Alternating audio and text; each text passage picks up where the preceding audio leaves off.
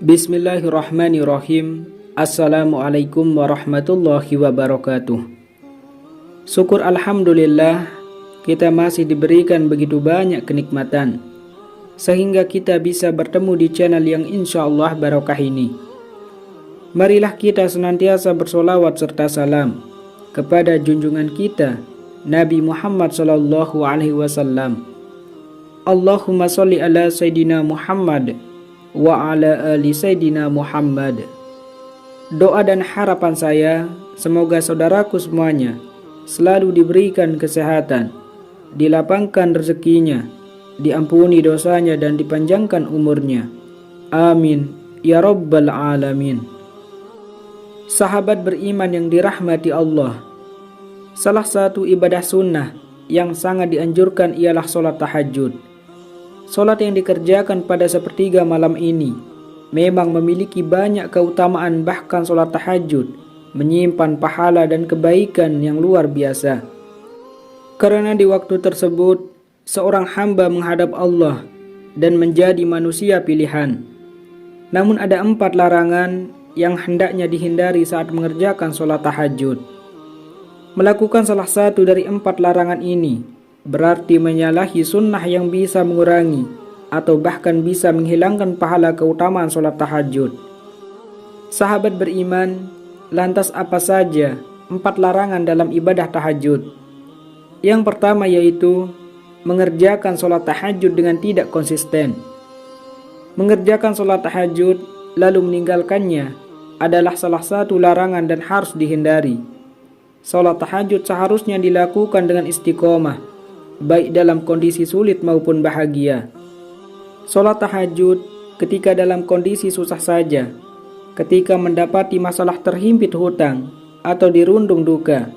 Namun ketika sedang kondisi lapang senang dan berbahagia, lalu lupa dengan meninggalkan sholat tahajud. Yang seperti ini mendapat kritikan dari Nabi Shallallahu Alaihi Wasallam. Beliau pernah berpesan kepada Abdullah bin Amr bin As, "Wahai Abdullah, jangan kamu seperti si Fulan.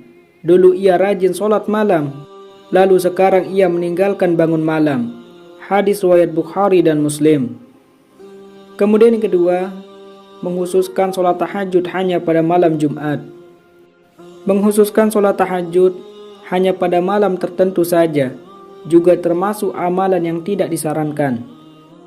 Jika ingin menghindari kemakruhan sholat tahajud malam Jumat, bisa ditambahkan sholat tahajud pada malam sebelumnya atau sesudahnya. Menghususkan sholat tahajud di malam Jumat saja termasuk amalan yang ma'ruh, dilakukan diterangkan dalam hadis dari Abu Hurairah bahwa Rasulullah Shallallahu Alaihi Wasallam bersabda, "Janganlah kalian khususkan malam Jumat dan malam-malam lainnya dengan qiyamul lail atau sholat malam." Hadis riwayat Muslim. Kemudian yang ketiga, melaksanakan sholat tahajud saat mengantuk. Hal yang sebaiknya dihindari adalah melaksanakan sholat tahajud saat kondisi mengantuk.